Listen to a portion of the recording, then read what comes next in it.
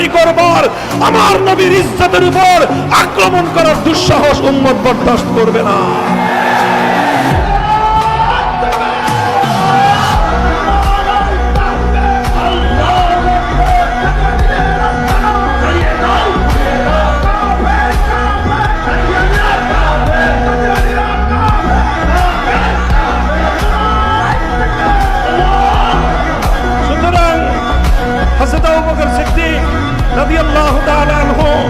মুসাইলামাতুল কাজ্জাবের বিরুদ্ধে তিনি যুদ্ধের ঘোষণা দিলেন।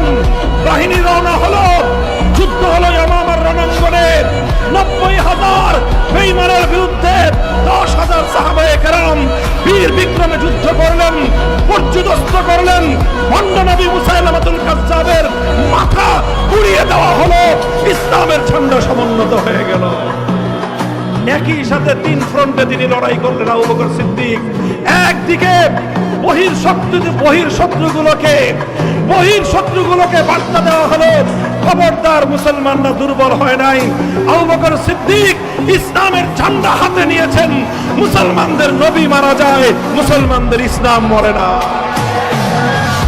তিনি যাকাত অস্বীকারীদেরকে বার্তা দিলেন যে আমাদের যত কঠিন দিন আসুক না কেন, আমরা ইসলামের মৌলিক প্রশ্নে এক চুল পরিমাণ ছাড় দিতে প্রস্তুত না।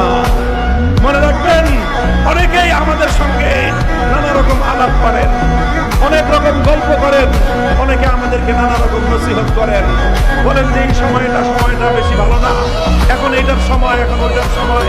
ইসলামের মৌলিক প্রশ্নে, ইসলামের বিধিবিধানের প্রশ্নে, ইসলামের যেই সকল গুরুত্বপূর্ণ বিধান, সেই সকল বিধানের ক্ষেত্র নিয়ে এখন অতটা বাড়াবাড়ি করা সমীচীন নয়। মনে রেখেন, আমাদের কাছে আল্লাহর নবীর জিন্দেগীর সিরাতুন নবীর আদর্শ আছে, আমাদের কাছে খোলাফায়ে রাশিদিনের আদর্শ আছে।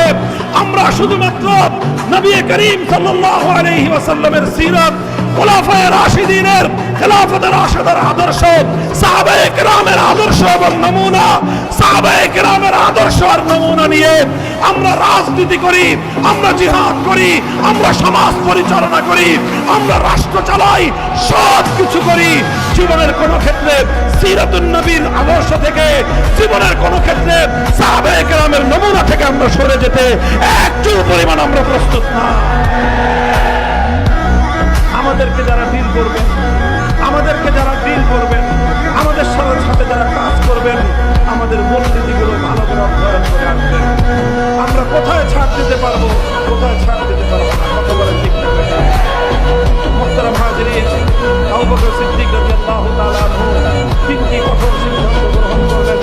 ঐতিহাসিকরা বলেন যে আবু বকর সিদ্দিক রাদিয়াল্লাহু তাআলা আনহু পুরো উম্মত তার কাছে ঋণী, পুরো উম্মতে মুহাম্মাদিয়া সিদ্দিক আকবরের কাছে ঋণী। কারণ তিনি যদি সেই যথাসময়ে 3টি সিদ্ধান্ত তিনি যদি দৃঢ়তার সাথে গ্রহণ করতে না পারতেন, হয়তো ইসলামের ইতিহাস ভিন্নভাবে রচিত হতো। ইসলামের ইতিহাসের মধ্যে হয়তো আরো অনেক দুঃখজনক অনেক পর্ব যুক্ত হয়ে যেত।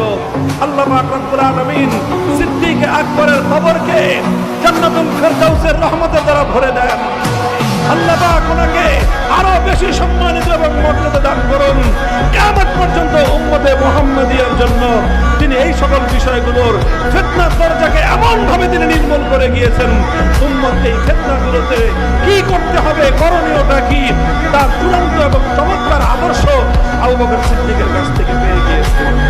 আজ আমরা বলতে চাই, আমাদের সামনে যত কঠিন পরিস্থিতি হোক না কেন, আমরা যত কঠিন অবস্থার সম্মুখীন হই না কেন, আন্তর্জাতিক শক্তি আমাদের ব্যাপারে যতই নাক গলাবার চেষ্টা করুক না কেন, যত শক্তি আমার দেশের আভ্যন্তরীণ বিষয় নিয়ে যতই মাথা ঘামাবার চেষ্টা করুক না কেন, আমাদেরকে যত রকম ট্যাগ দেওয়ার চেষ্টা করা হোক না কেন, আমাদেরকে যত রকম আমাদেরকে অপবাদ দেওয়ার চেষ্টা করা হোক না কেন, আমরা আমাদের আদর্শের ব্যাপারে আপোষহীন ছিলাম, আপোষহীন আছি, আমরা আগামীর দিনেও আপোষহীন থাকবো ইনশাআল্লাহ।